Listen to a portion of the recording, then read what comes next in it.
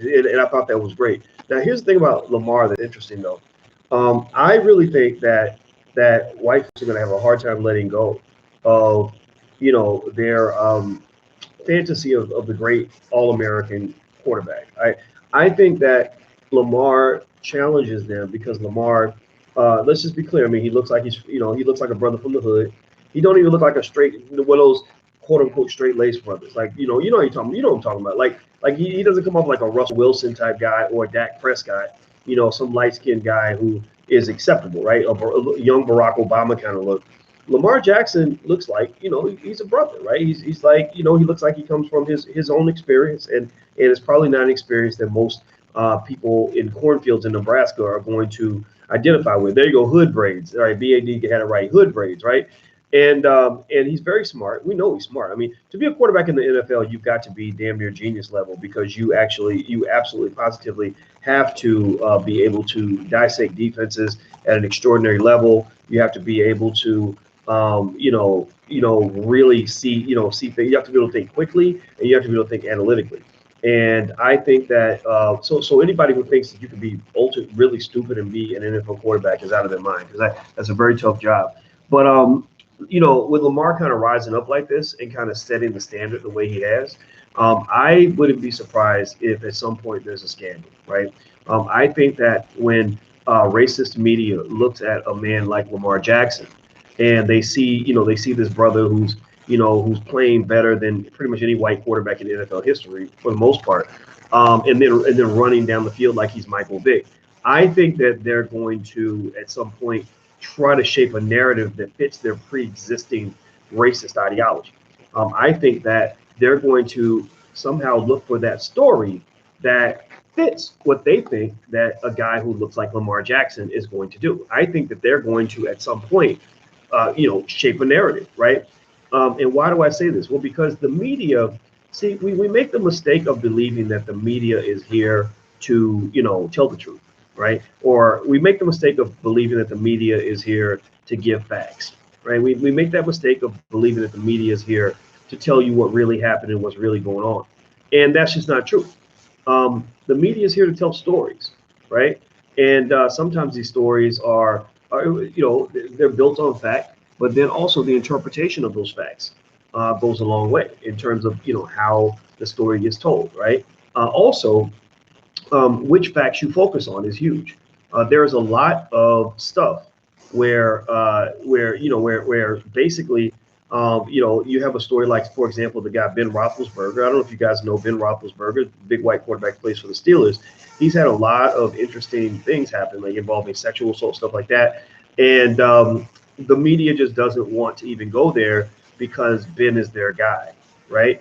I'm sure with Tom Brady, who's another white guy, I'm sure that if they really looked into his past and looked for anything negative to say about him or about anything that he's been involved with or accused of being involved with. And remember, accusations, especially for black men, an accusation is the same as truth for a lot of people. I think that no matter what, I think if they were to look for that, would say a Tom Brady or any of these white guys, they would find that stuff, right? And so I think that with Lamar Jackson, I wouldn't be surprised if they go pull up some, disgruntled ex-girlfriend who says, oh, he was abusive, right? Or if they go out and they find, that he's friends with a guy who used to deal drugs, I think that'll be pulled out. And now is that, would that be pulled out in a way that is designed to try to like take Lamar Jackson down, like we're trying to take him down? I don't think that that's necessarily what the media is always thinking. I think the media likes to tell hood stories about black men because they're entertaining for white people. Like I really think that white folks like those hood stories. Like they like stories that fit their pre-existing narrative of what a black man is.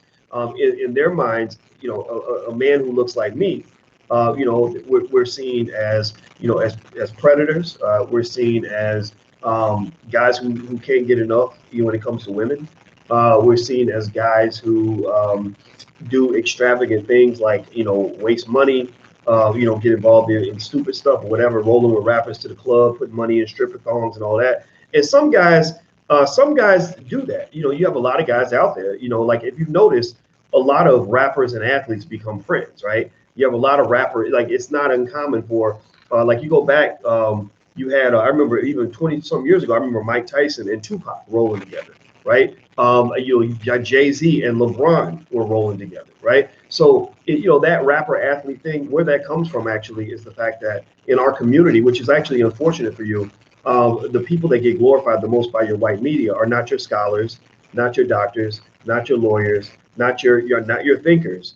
The people that get elevated the most in your community are the people who entertain white people, right? Your rappers who will throw out any hood nonsense or whatever. Like in fact, I'm in Ghana, and Cardi B came in, a stadium full of people, and and I'm gonna tell you, you can't be surprised when your community is losing when you've got 7-year-old girls who are memorizing lyrics by a stripper who brags about sucking a man's what, right? You can't expect your community to ever prosper when the biggest messages that your children are receiving are incredibly negative and toxic.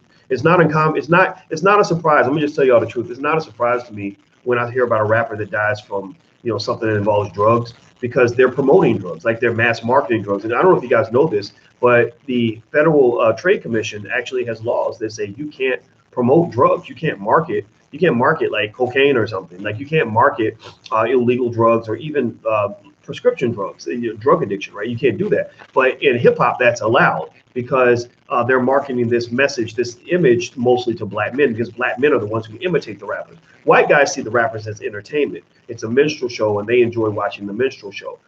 Black guys see the rapper and they say, I want to be like him. I want to act like, I want to do, you're my hero, right? And so what's crazy is like now you have a community where you got little 10-year-old girls who are looking at Cardi B and saying, she's my hero. Oh my God, I love you so much.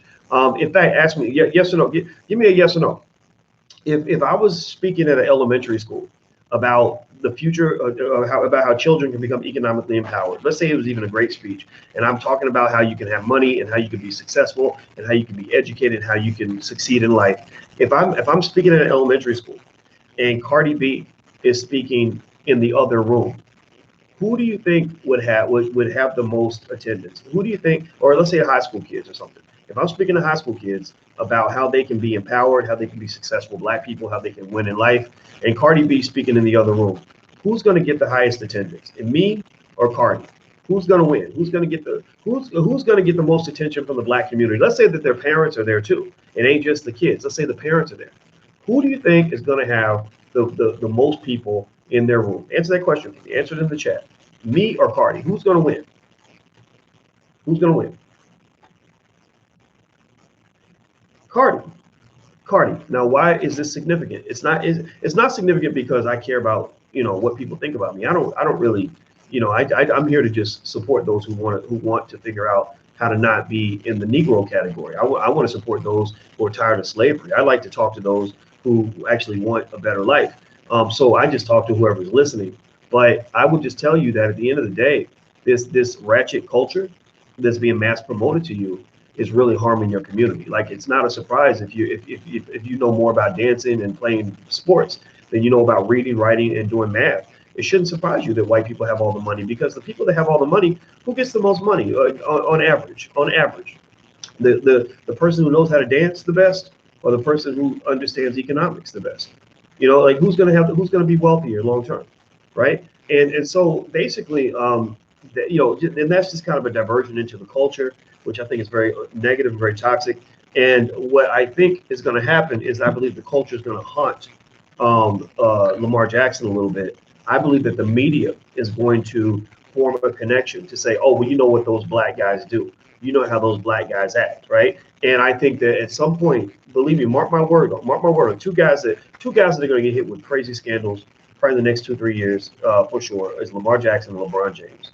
And then if Lamar gets political, like if he says something, in support of black people, I believe that it's gonna be even worse. And I've just seen it too many times, and I just want to throw it out there so that when it goes down, you'll be like, oh yeah, I remember Dr. Boyce talking about that a couple of years ago, because the media is biased against you. It's not run by people like you. It's run by whites and Jews for the most part, and they don't have your best interests at heart. Now, do me a favor, please hit the thumbs up button. Hit the thumbs up button. I'm going to show you guys something. And I'm going to make a quick point real quick. Let me see if let me go I got to find my wallet to show you guys this. Hold on. Hit the thumbs up button, please, right now. And also hit the share, subscribe button, and all that stuff. And on the notification bell, please hit the notification bell and the thumbs up button. And also, if you want to join our League of Intelligent Black People and join our membership organization to help us grow Black media, and we give you free stuff in return, please go to intelligentblackpeople.com. That's intelligentblackpeople.com. Okay, so Clinton says you spitting venom just by saying that. LeBron ain't never been in a scandal. Yeah, just mark my words. And I hope you're right. I really hope you're right. If you're right, then that's great. But talking about something doesn't make it happen. Like, just because I bring it up and warn you about it, stop doing that Negro shit. Seriously, like, stop that whole like, oh my God, don't talk about it. Because you go through that with life insurance. You have a lot of Negroes that don't get life insurance or don't have a will or an estate plan because they try to talk to grandma about it. Grandma's like, oh, don't talk about death. Death is going to it's going to make it happen. It's going to make it. Grandma, you're going to die anyway. You're going to die. Like, what makes you think you're not going to die just because you don't talk about it? No, the reason we get our asses kicked in many cases is because we don't plan. We don't talk about the things that matter. The reason that your kids go out here and catch STDs and get pregnant is because you won't talk about sex. You won't talk to them about using a condom. The reason your kids end up broke and struggling is because you don't talk about money. You don't feel comfortable. Well, we don't want to bring that up today. We just don't want to talk about that. We just don't keep it to ourselves. No, I talk about everything because you can't say nobody told you. And I get this from my mother, actually. My mother used to do that with me. My mother, I'd be like, Mama, why are you talking about that? Why do you keep bringing it up? And my mom would be like, I don't really care what you do with your life. It's your life. You can do what you want to do. But I just want to make sure that when it does go down, when the consequences do come knocking at your door, that you can't say nobody told you, that you can't go through life and get mad at me as if I did not prepare you. So I'm the same way. If the people don't like the message, they can definitely go away because you don't have to hear it. But I'm just telling y'all straight up, as a Black man in America, and I'm more in tune with this now that I'm in Africa. In Africa, I'm seeing a different kind of reality. In Ghana, it's weird. I'm gonna tell y'all the truth. Has anybody ever gone? How many of y'all have ever gone to Africa? Yes or no? Yes or no? Yes or no? Give me a yes or no in the chat. It's okay if the answer is no. Most Black folks have never gone to Africa. Give me a yes or no if you've ever gone to any African country. Any of the 1.2 billion 1.2 billion Black people, they're telling you a minority. I got a whole theory on the whole minority thing. This is why you're tricked into believing you're a minority. The 1.2 billion people that look just like you, that actually are very warm and welcoming and inviting to you, right? Has anybody gone to Africa? I see a lot of no's. I see a few yes. I see somebody say they went to Wakanda. See, you ain't right, Pablo. That ain't even funny. All right, but seriously, I went to Zamunda. All right? But here's the deal. Okay, so the reason I figured out, and I've been to Africa 3 times before this. This is my 4th time. I went to South Africa, Botswana, Nigeria, and now Ghana. And I'm going to come back to Ghana a lot. We're going to do business here, a lot of business here. But I figured out why they tricked you into making you call yourselves a minority. They tricked you into you calling yourself a minority. The reason that you think you're a minority is because you're actually not home. You're not actually in the place you're supposed to be. It's like if I move out of my own house and go live in somebody else's house, then, I'm not going to be a family member. I'm not, I am going to be in the minority because I'm not surrounded by relatives. I'm surrounded by strangers. Has anybody ever, think about the difference between, and this is what it feels like when you go to Africa. This is why I think everybody should go. Have you ever noticed the difference? Imagine in your mind, going to a family picnic. Right, and all your relatives, all your cousin and them are there. Your play cousins are there. Your siblings are there. Big mama's over there cooking on the grill. Daddy's over there talking shit. Uncle Joe's over there drinking a beer. Right, and you're seeing all these cousins and all these people, and you're laughing, right, and you're really having a good time, and you're feeling comfortable. You know that feeling. Like, imagine that feeling, how great that feeling is, and you're like surrounded by people that love you. So ain't nobody gonna roll up on you and try to fight you because you got all your cousins there. And it's going to be good, right? You're safe. You feel warm and welcome and happy and good, right? Now, imagine if you went to somebody else's family picnic and you went to a picnic of one of your white colleagues or a corporate function where, Bob is there. Tom from accounting is there with his little stiff ass. Hold the beer, right?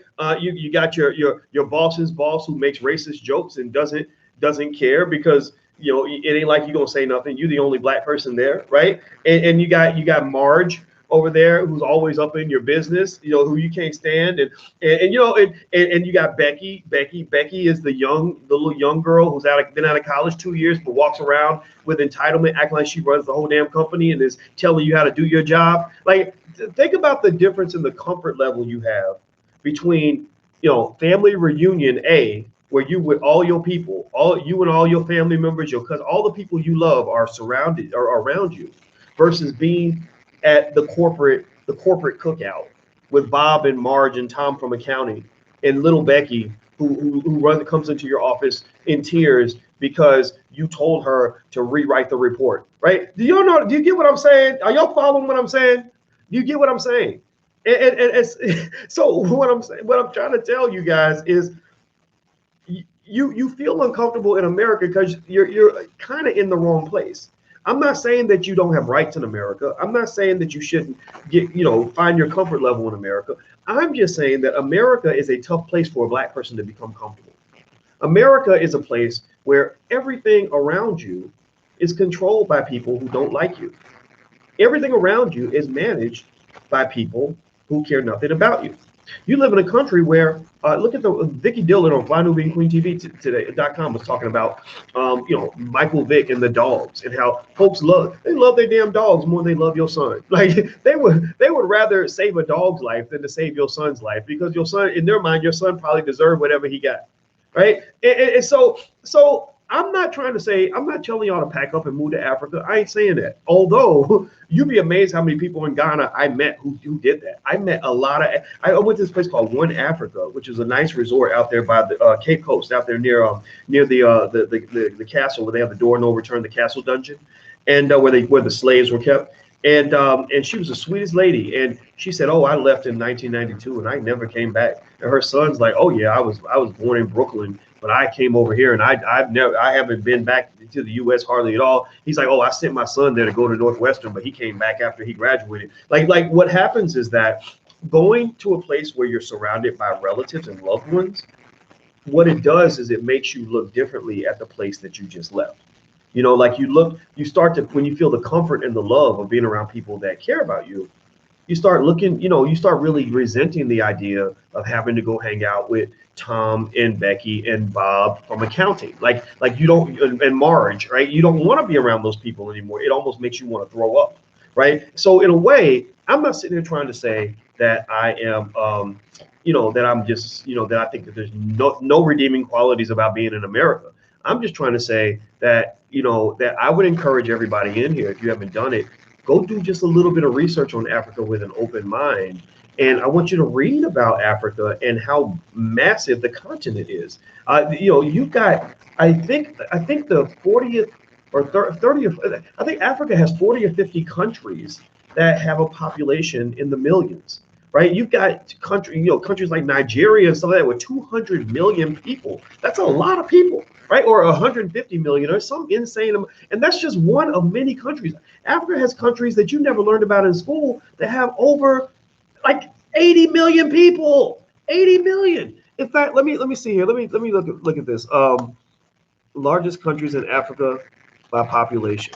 Do me a favor, please hit the thumbs up button if you haven't done. Please hit the thumbs up button, share, and subscribe button. By the way, if you're coming in and you're looking for me to talk about the Lamar Jackson thing, I already hit that at the beginning, so you can just rewind the video and go to the beginning. I'm trying to hit the main topic a little bit earlier for the Negroes that have short attention spans, because you got people that are like, get to the point, Doc, get to the point. Well, this ain't really a platform for people that can only watch a video for 35 seconds. This is for people that actually want to grow and think and learn. So anyway, so check this out, right? It's really giving me a different perspective. So first of all, you've got countries like the Democratic Republic of Congo that has 84 million people. Egypt has 98 million people. Ethiopia has 109 million people. Nigeria has 195 million black people. Black people. Black people. You ain't no minority, man. You're only a minority because you're in somebody else's house. You've been hanging around with Bob and Tom and Marge for so long that you really think that that's become your whole world. You really feel like the only way you could be at a picnic is if you're surrounded by people who care nothing about you and don't understand you. And I'm not saying that you shouldn't participate, right? Like if being connected with Bob and Tom and Marge or whatever, if that makes you feel better about yourself, that's fine. But I'm going to just tell you like this, you know, coming to Africa will really make you feel a little bit bamboozled. You know, the whole week I've been in Ghana, and I was invited by Michael Roberts. Michael Roberts is a billionaire out of St. Louis, very smart guy. Pastor Jamal Bryant was here with us in our group. The rapper T.I. joined us for a couple of days, and a few other people. And everybody that I've spoken with literally is, you know, they talk to us like we are part of the family. Like, welcome home. We're glad you're here. How you doing, my brother? Very nice. Like, I just haven't, I'm not saying that there aren't bad people in Ghana. I'm sure that there are, but I didn't see any of them. Everybody I saw pretty much looked at us like we're one of them. And I haven't seen a white guy all week. I scratched that. I think I saw one, right? And here's the deal. Here's what's crazy. When I saw him, he was the minority. I was like, what are you doing here? Like this is weird. You shouldn't even this why how did he's got to feel awkward because he's surrounded by all these black people. And so, you know, when you're the majority, then somebody else becomes the minority. And so, and if you think about it, if I'm Chinese and I'm in China, I'm not the minority. But if I'm Chinese and I'm in South America, then I become the minority, right? If I am, you know, Mexican and I'm in Mexico, then I'm the majority. But if I'm Mexican and I live in Canada, then suddenly I become a minority, right? It doesn't mean I can't live in Canada. It doesn't mean I don't have a right to live in Canada. But it does mean that if I really want to feel more comfort, maybe I should consider coming back to Mexico. So, and here's another fascinating thing. This is, I think this will kind of flip some of this, your racial thinking on its head.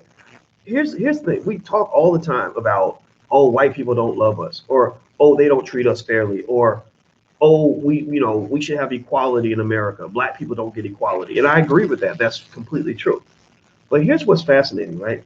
I thought about this white dude I saw. I'm in the lobby of the hotel. It's a nice hotel, you know, like I said, I'm rolling with a billionaire, so we ain't staying in the Motel 6. Okay, let's just say that. So we're in this hotel, and I'm seeing all these black people. I mean, you're gonna talk about some beautiful black women. Lord have mercy.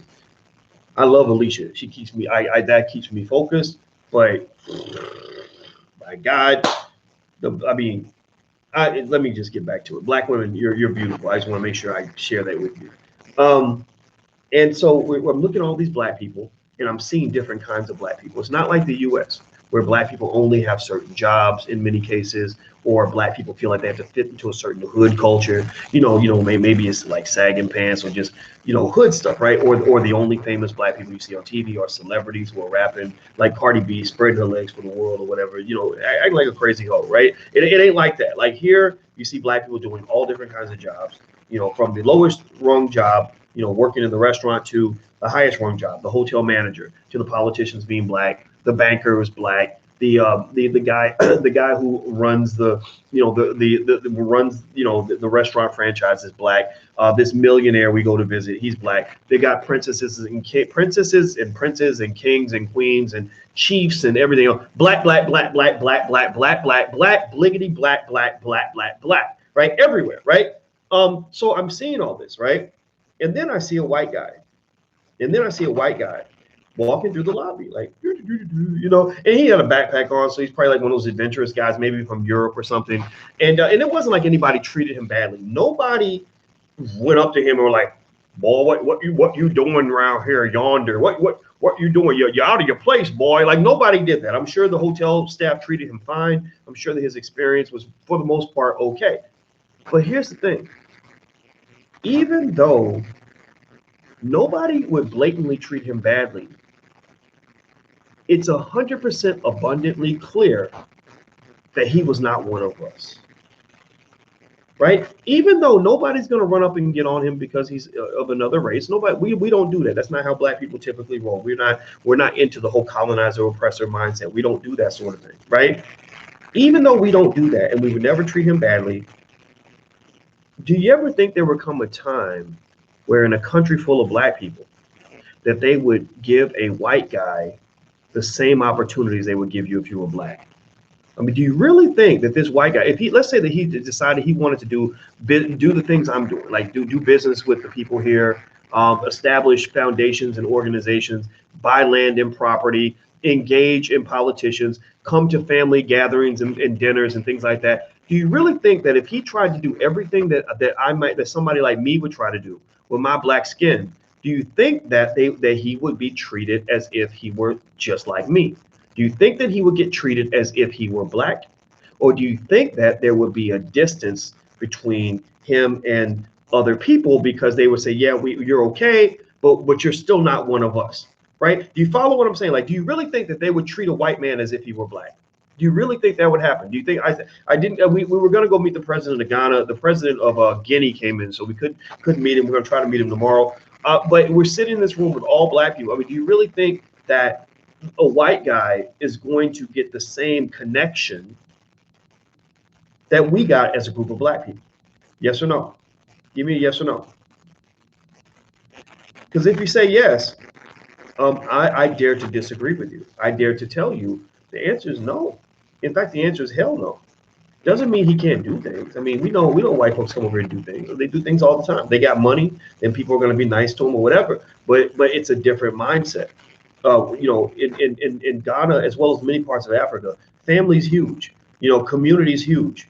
We don't have much family in Black America as much anymore. In the Black community in the United States, right? A lot of our families were dismantled. We've been told that having a father isn't a big deal. It doesn't matter. We've been told that, if a black person makes you mad, you should cut them off, right? They don't really do that here.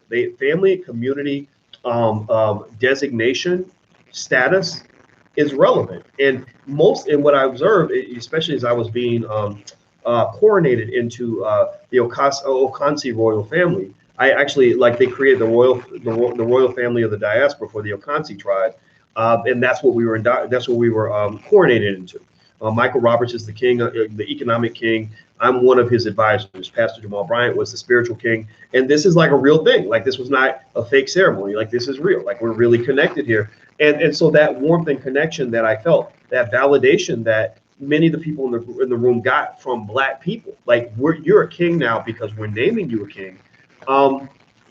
That's something that that African Americans only get from white people.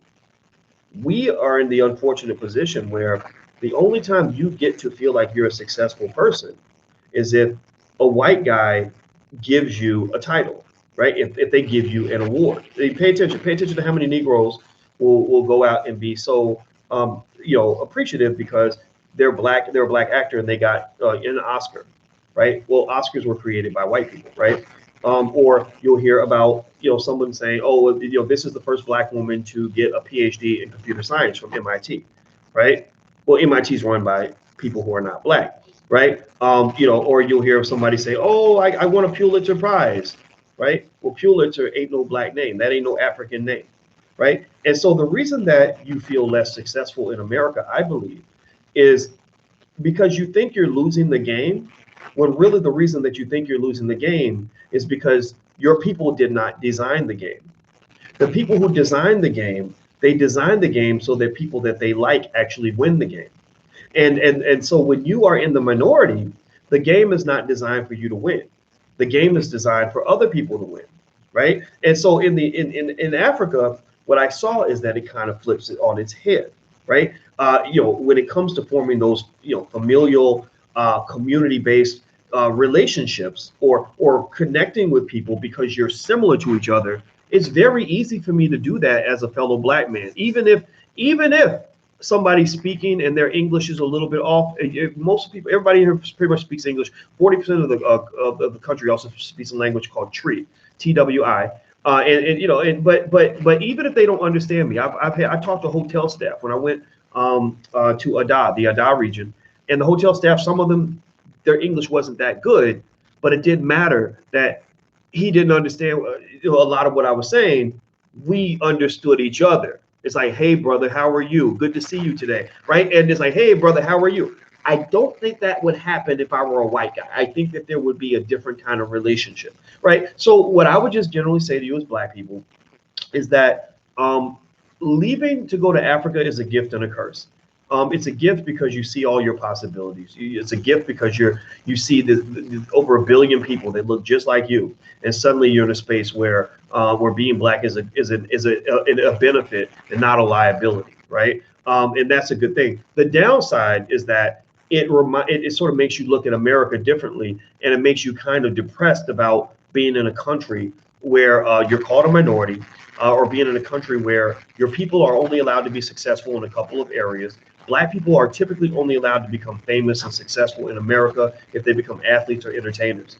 In fact, it's really interesting because the rapper T.I. was here, and I like T.I. a lot as a human being, as an activist. He's a great lyrical artist and everything else. And Cardi B was here too. So T.I. goes over. T.I. was with our group for a little bit, and then he goes over to Cardi B in the concert and everything else. And it made me kind of reflect how I could take a picture or a selfie with billionaire Michael Roberts, a man who literally has made 100,000 times more money than most people will make in their lifetime, who has secrets and gifts and information and knowledge that could elevate a community out of poverty. But the photo that actually gets the most attention from my people is the one I took with T.I. This is no disrespect to T.I., but one thing I will tell you is that when the elders in the village were voting on who they wanted to make a king and who they did not, I'm just going to say they did not vote to make T.I. a king. Now, it doesn't mean he's not a king, doesn't mean he's not a great guy, but I will tell you that I don't think that the elders gave a shit about the fact that he is, able to rap about trapping in the hood, and black people love that, right? It's not. Don't get me wrong. I'm not trying to say he's not brilliant. I'm not trying to say he's not a good dude. I'm not trying to say that I'm not trying to say anything other than the truth. And the truth of the matter is that when they're sort of looking at, okay, who really adds relevance to our lives? What's gonna make us better as people? They're looking at things like family. They're looking at things like community. They're looking at things that we don't think about much as black people, like culture. A lot of your culture was stripped during slavery, and you never got it back. Now you've replaced African culture with hood culture, right? A lot of the hood culture. I've seen really intelligent. Has anybody ever seen really intelligent black people really act like they're hood just so they can fit in, or really intelligent black people who are shamed by other black people because they speak, because maybe they enunciate their speech, or maybe because they don't actually want to go to the club and put money in a stripper thong, right? Or maybe because they actually don't believe that young black men should all get addicted to drugs or whatever some of the rappers are teaching them to do, right? Or that we shouldn't go give all of our money away to white people, right? Like seriously, like the hood culture, the reason hood culture dominates is because white people say, oh, he's acting like a Negro, and you're fitting the stereotype, so we're going to promote you in our society because you have a place, you have a role.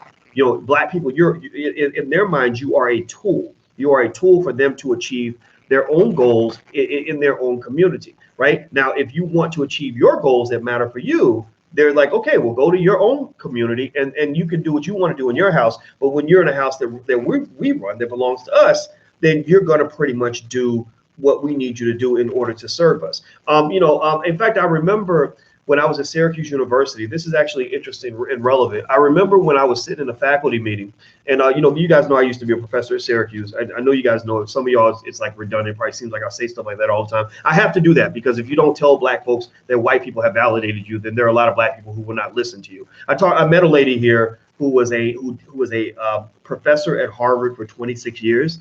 And I said, isn't it funny how I said, I bet you that in order to get black people to think you're a real doctor, you have to tell them that you taught at Harvard for 26 years. She said, yeah, I do. I have to throw that out there because because if I don't, they'll think that I'm not a real doctor because I'm not white, right? So I have to do that in order to make sure you understand that I'm qualified to talk about the topics that I discussed. So anyway, I'm sitting in this faculty meeting and we were thinking about hiring this guy who was an adjunct professor. And adjuncts are like, if you regular professors are here, what they call tenure track, adjuncts are kind of here. They're kind of like, it's kind of like in the NBA or NFL where you got the superstar player who's got the guaranteed contract for $100 million. And then you got the guy who's like the journeyman who's going to be on the practice squad, or in football, they call that the scout team, right? So adjuncts are kind of the scout team for scholars, right? And so we were all here, and we're having a faculty meeting deciding if we're going to hire this adjunct guy who's basically going to kind of be, an academic version of like our little hoe, basically, seriously, like a concubine kind of guy, where it's like, okay, yeah, we're going to just use him to do all the work that we don't want to do. So in this meeting, it was a really interesting meeting because there was a serious lack of respect for the guy. I listened to all the guys talk, and I chipped in a little bit, but I was just kind of watching and observing, and I noticed how disrespectful they were of this guy. They were like, oh yeah, well, I don't want to teach this class. I'm gonna let him teach it. Oh well, they let him teach all four of those classes, and we'll pay him 1/10 of the money because he'll probably take it because he's probably desperate for a job. And they made jokes about it. They laughed. They're like, oh, maybe he can sweep the floor too. Can he do that, right? And so for Black people, the reason I bring this story up is because that's kind of what you are for America in the eyes of many of the people that control America's infrastructure. You really are the help. You really are the help. That's why they made a movie and promoted it to you called The Help, right? Because they really see you as the help, and the help is very important, right? Like, we really wanted this guy on the faculty, not so we could really elevate him. Well, why? He's not one of us. We're not going to make him one of us because he's not qualified to be one of us. We wanted him so that he could do the dirty work. We needed him as the backdrop. We needed him to kind of, catch all the stuff that we don't want to do. So that's what Black people do for America. I hate kind of saying it like that. And I'm not going to sit here and ever pretend like we don't have rights to, the trillions of dollars in wealth that America has created. I think we should fight for that. That's why I've told you guys, I would never vote for a politician if they don't have a Black agenda and one that also includes reparations, a clear plan for reparations. You're not going to get my vote if you're not going to help me. If you're not going to do something for the community, I'm not going to support you.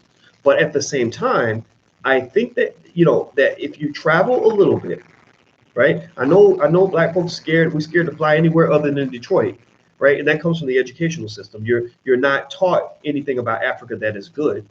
I bet most of the people that you meet on the street, most Black people that you meet on the street, probably can't name 10 African countries, right? Think about this. There's 54 countries in Africa. Most of our people can't even name 10, right? If you ask them just basic questions like, how many countries are there in Africa? They won't know. A lot of people, you ask them, is Africa a country or a continent? A lot of people won't know that. If you ask them, maybe what are some of the largest countries in Africa? They probably couldn't tell you that. Or how big are the largest countries in Africa? How many people are? They probably couldn't tell you that either. How many people live in Africa altogether? There's a good chance they can't tell you that, right? And why does this happen? Well, it's supposed to happen. It's expected to occur. Why is it expected? Well, look who's educating you from birth. Think about this. As much as y'all complain about white folks, you sure as hell love the hell out of them. As much as y'all sit around complaining about racism, you kind of really love the racist system. You love contributing to it, right? Because first thing you do when your child gets to a certain age is you send them to white people to educate them, because you don't believe you can educate your own child. So you send your children, you hand your child over. Hey, I need my child to learn how to think like an oppressor. I want my child to be the help. I want my child to give all their money to you by buying things from you that are worthless, like Gucci and Prada and Louis Vuitton. I want you to train my child to believe that the only way to be successful is to go to a white university and give away $200,000 of our family wealth, our entire legacy, to you to make him better, so that he can then go serve you by working at a white corporation for the rest of his life until he's dead. Right? And then the whole while, I want my child to consume white media for the rest of their life because it's entertaining and it's good, even though Black people are presented in a way that's less than flattering. Right? So I think that for Black people, I think that if you go to a country where everybody looks like you, the systems, a lot of the systems, we know colonization did occur, and we know that there's still a lot of issues there, right? A lot of wealth being extracted out of Africa. Because Africa, actually, it's fascinating because you have a claim. America's great, sure, absolutely, in terms of the resources, but you actually have a rightful claim to the wealthiest continent on the planet. Africa is the cradle of everything. Like, Africa has every damn resource you can name. There's a reason why, even just in a little country like Ghana's not too tiny, but it's not the big one among the biggest African countries, right? Even in a country like Ghana, did you guys know that the Europeans, literally, when they found out how much gold was in Ghana, they all came up and set up like all these Gold Coast posts. Like first, when I don't know, first the Dutch do it, and then the Germans are like, oh well, we got to go there too, and then the British are like, oh, hold up, partner, we gonna set up shop, nigga. Like literally, it was almost like setting up a McDonald's and a Burger King and a Wendy's, like right there in your neighborhood, and then a Popeye's chicken, because they really saw like oh my gosh, this country or this continent, Lord have mercy, like we've never seen anything like this, because they didn't know anything about that. And let's not even talk about the fact that Africans were doing all kinds of things long before the Europeans were, that involving medicine and mathematics and everything else, right? Like so I would just say, open your mind a little bit, and kind of, I think you can incorporate an African connection into your long-term personal and economic plan. I think you can incorporate it. I think you can incorporate that without throwing away all the rights that you have in America. And I also think that kind of going there will kind of help you see things in a completely different light. Like if you want to understand why you're the minority, I encourage you to get into a space while you're the majority, and look at how you look at minority people, or when you're the majority. Because I saw that white guy walking through that lobby, that white guy all by himself, was surrounded by black people. And I said, wow, it would be really hard for him to he will never be one of us. He will never, he just won't. I'm not saying that we hate him or anything like that. It's just like, no, or we're having a meeting and we're really talking about some serious stuff and we're really connecting on a deep issue, and the white guy walks in the room, we're going to be like, we're going to stop talking. Seriously, you ever done that where you talk to a bunch of black people and you're real comfortable, and then a white guy comes in and everybody just like kind of hems up and stops talking? Well, that's what white folks do to you. That's what they do to you when they're talking and really, when they're really being white and really just doing their thing and letting it loose and kind of sharing what they really think. You walk in the room and they clam up. They're not going to tell you what's really on their mind. They're not going to invite you to the secret meetings. They're not going to let you participate in the secret societies, unless, and maybe sometimes you could if you do a good job at being the help, right? So anyway, let me also mention this last little point. Do me a favor, please hit the thumbs up button. If you haven't hit the thumbs up button, please do that. Subscribe to the Black Financial Channel. In case you guys don't know, we have a financial channel that's all black, all the time. And I made some really great contacts for people that I'm going to keep bringing on the channel, like Michael Roberts, the billionaire I told you guys about. He has a son, Michael Roberts Jr., who's a lawyer, who's making all these major real estate deals, and he came on the channel and it was really great. So he actually wants to be a regular contributor. So I want you guys to hear from people that are going to give you insights that might make things better for you, right? I'm going to just tell you, there's a way a multi-millionaire billionaire thinks that is different from the way regular people think. And so the reason I enjoy talking to Michael and his father is because, when they're talking about deals, when they're talking about making money, it's usually not stuff that's like, how do I make an extra $2,000 this month? It's like, okay, here's how we can get the rights to the diamond mine so that, we can, make a deal that's going to be worth tens of millions of dollars. Or here's how we can put an airstrip in, on this island so that we can bring in, so people can fly directly in or land their helicopters, or here's some good land over here that we surveyed where we can put up a hotel, right? And so what I want you guys to really do is I want you to learn how to think like bosses. I want you to learn how to think like you are truly powerful. I don't want you thinking small. The biggest curse in the world is not being stupid. The biggest curse in the world is not being uneducated. There are a lot of uneducated people who are actually quite intelligent. There are a lot of uneducated people who are very strategic. The curse is not being uneducated. The curse, in many cases, is thinking so small that even if you are educated, even if you are intelligent, even if you are brilliant, you're only going to do something amazing on a very tiny scale. So I want you to start doing amazing things on a bigger scale. And it doesn't have to be, billionaire level stuff. I mean, it's not common to, being a black billionaire is pretty rare, right? But, I'd like you to think on a level where you're able to position yourself to maybe make $50,000 a month, right? I know a lot of tiny entrepreneurs that you've never heard about, that are making $50,000 a month, $100,000 a month. I've sat in conversations with people that are like, where they're like, oh yeah, we did this thing over here and it increased our revenue by $30,000 a month. And it's not even like a big deal. It's like, oh, nice, good for you. You know what I mean? So that's my thought. Now let me just mention this to you guys real quick. Hey, Vicky Dillon is here. Oh well, when Vicky comes in, I'm telling you, I get excited because that is a bad black woman. I saw your show today, Vicky. It was really, really good. If you want to check out some of what Vicky's doing, go to Fly New Being Queen.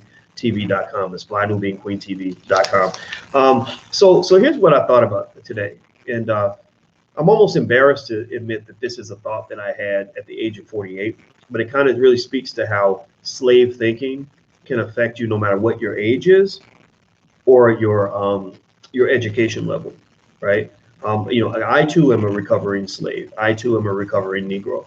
I am. We all are. All of us. Just go ahead and admit that you're addicted to white supremacy, and once an addict, you're always an addict. And every day you got to take it day by day, right? You can always have a relapse, because I've seen many Negro relapses where we just we get back to the point where we think Massa's better, his ice is colder, and everything else. Go ahead and admit it. If you are a person who has a little bit of post-traumatic enslavement disorder, a little bit of Stockholm syndrome, if you've ever caught yourself being, maybe suspicious of the black businessman, because you didn't want to get scammed, whatever, right? Just go ahead and admit it. It's okay. It's okay. Like, we're all a bunch of, we're all in, coon recovery right now. Like, we're all trying to work out of that, right? Some of y'all got lucky. Some of y'all went to like a black school when you were kids and or Afrocentric, and you learned who you were at an early age. I wasn't one of those people. I was a little black boy in Kentucky who went to public school. So I grew up with the same problems that a lot of black folks have. It's just every day I'm coming to new realizations that are helping me kind of climb out of that, right? And so we're all at different stages in the journey. And I just want to encourage you, just because you disagree or just because things look a certain way to you, that doesn't mean I'm going to shame you, but I am going to challenge you, okay? So anyway, I was thinking about how we sit around and we're always, arguing about, or one of the things that we brought up on a regular basis is you got to put a black person on the money, right? Put Harriet Tubman on the $20 bill. We want Harriet on the $20 bill, or we want Frederick Douglass, on the $100 bill, right? Like, we want black people on the money, right? Which is like a big deal, right? We have to have black people on the money. Well, here's the funny thing that made me laugh. As I said, it's so funny how we almost think it's so historic to have a black person on the money, when there are dozens of African countries where they've been having black people on the money for years. like here's a Ghanaian money. Now this is it says 50, but it's not. I'm gonna put it up in each camera so you guys can see it. Hold on, let me see if I can get it where the light angle's right. There we go. And I'm gonna show you guys too so you can see it. Look at that. All those black people are on the money, and I just laugh because there are dozens of African countries where the black people have been on where you got a black face on every single bill, right? Like so you fighting for the little tiny scraps, and we got black folks that own the whole table, that control the whole pie, that, where literally, so I go to Ghana and this is one bill. There are black people on every bill, if I'm not mistaken, in Ghana. And you can go to a bunch of others. Go to Mozambique. I haven't seen their money, but I'm sure black people on their money too, right? And so I kind of think it's not me saying that I think, you shouldn't claim your right to everything that you're owed in America. America owes you a debt. We know this, right? And that's never going to change. But I think that one of the things Europeans gave you that has hurt you is you've been put in this weird position where you kind of have this weird scarcity mindset, where you're fighting to be the HNIC. You're fighting to be the only black person. You believe that what they do is they hold one opportunity. It's almost like Michael Vick, the way Michael Vick, in his guys. And because I'm gonna tell you, I love Michael Vick, and I think he should be forgiven. But I'm not in favor of mistreating animals, right, or people. But they treat you kind of like the way the dogs might have got treated in that cage. And what they would do to train the dogs to make them into killers, to make them want to kill each other, is they would hold up like one little piece of food, and they would have to fight over the food. And so in a way, if they want you to kill each other off, and not just kill each other physically, but kill each other spiritually and psychologically, and re-traumatize each other. Because most black people are killers. Most of our people in our community have killed another black person in terms of hurting them in some way, or got mad at them, or got jealous of them. But the way they get you to kill each other is they hold up one little tiny piece of food, and they make you fight over it. They hold up one little job. We got our big corporation. We got 400 jobs we're offering. 2 of them will go to black people, right? 400 people in the department. 2 of them are going to be black. And if you're one of the 2 who gets that job, then you pretty much are suspicious of any other black person who's like So how did you get on at that company? Can you help me get on? And he's like, I ain't gonna tell them how to get on. Shoot, I'm gonna lose my job. Or you're the only Negro in the department, and somehow you take pride in this, right? Somehow you're very happy and very proud of the fact that you're the only Black person. But it's not your fault because you were trained all the time. Like, well, you're the first Black person to ever get promoted to senior management in accounting. And you're like, look at me, mama. Look, I've been validated by a white man. White people told me I'm great. And that makes me, so I'm more than a Negro now, right? So you're the first Black person to get promoted to senior management in accounting, and you know implicitly and explicitly that there's only going to be space for one or two of y'all. They get 3, 4 of y'all in there, they start getting nervous. Studies actually show that when companies get about more than 6 or 7% Black, that people they stop hiring Black people. They start saying, oh, no, we got to bring in some gay white men and some Asians, and like diversity takes on a whole new meaning at that point, right? They don't really want a lot of you around, and they don't really want a lot of you around who are connected to each other, right? That's because that goes back to slavery. There was a reason why they had laws that said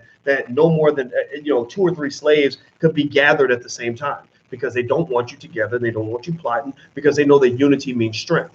That being connected and being together is a natural form of strength. That's why and animals understand this. Animals didn't go to college. Animals don't read books. Animals don't, they don't take master classes and self-help seminars. But animals know point blank, if you want to be strong, you stick together. When I go running, I see geese, and the geese are always rolling deep. Like, so one goose, I could take out one goose all by myself. But if I tried to take out one goose and I got attacked by 100 geese, I'm going to lose. And the geese know this instinctually.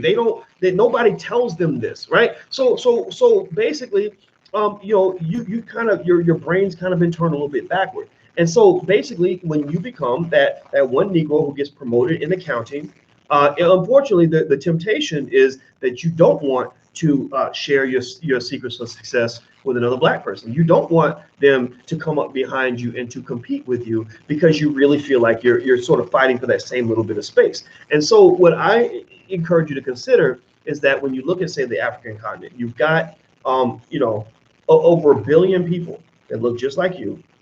You've got a ton of unity in terms of people coming together as a group, as a collective, right?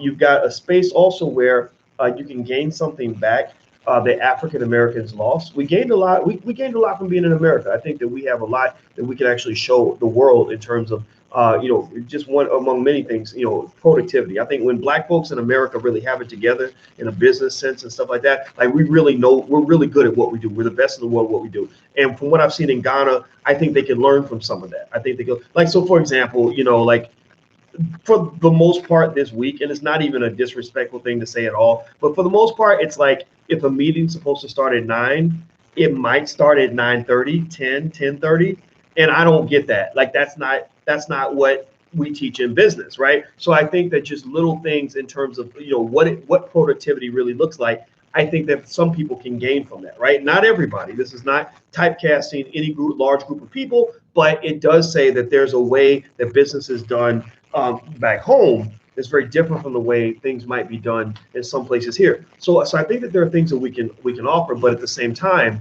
what they can actually give you that you really lost is they can give you tradition and culture.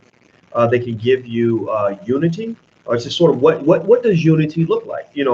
So I'm hearing about the Okansi family, which I'm actually in the Okansi tribe now, and I'm part of the royal family of the Okansi tribe in the Ada region of Ghana.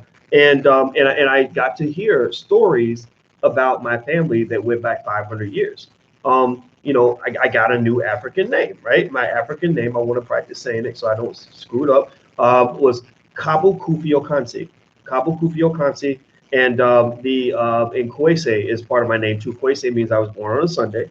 And that was interesting because I said to them, I said, it's fascinating that, that the reason I enjoy receiving this name and being a part of something that has a lineage is because I never had that in America. My name Boyce Watkins actually came from my great-great-great-grandfather's slave master who named him Boyce. I said, so I literally have a slave name.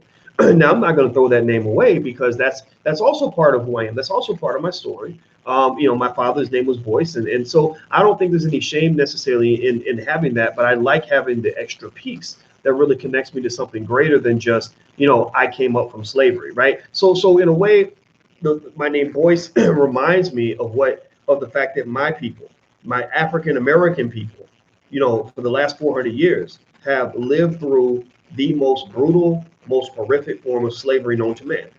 There's a part of me that is proud of the fact that when we were put in those slave dungeons, my ancestors did not die. Your ancestors did not die when they were put in those slave dungeons without food, without water. They lived in so much urine and feces that the ground, that you couldn't see the ground in some parts of the dungeons because it was literally packed in almost fossilized, not quite fossilized, but packed in human waste. Like it was that terrible.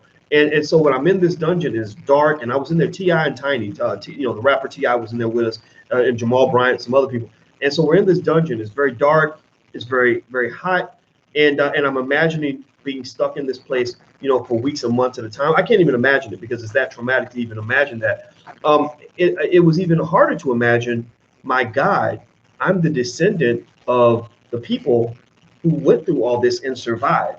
So that means, really, as African Americans, you have a lot to be proud of because you are the baddest, strongest, most extraordinary people on the planet. Like you are, some might even argue that you are the super race.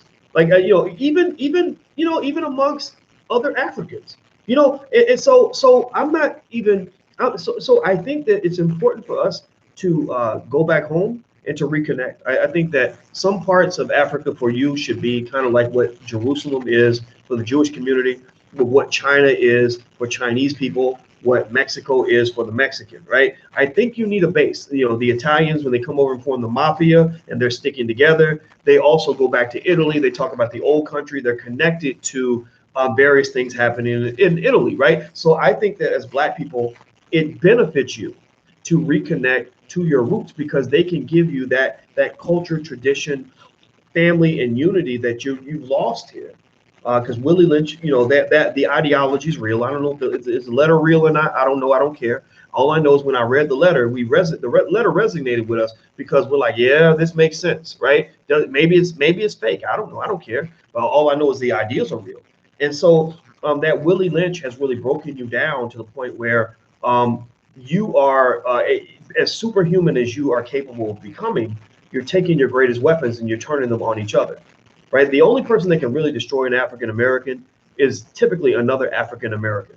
Right? The only one, white folks can't really take you out. They've been trying. They've been trying. Like I wasn't even supposed to be born. Right? Like they would have told my mama, the feminists would have told her to abort me because she was a poor single Black mother at the age of 17. Right? So the only people that can really take you out are each other, and we see this happening on a daily basis. So I think one of the coolest things about Africa, and this isn't my first time here, but this is the longest amount of time I've been here, is as I was sitting around and I was watching, all this culture, this tradition, and I was listening to the princess talk about how her father was a king and her grandfather was a king maker.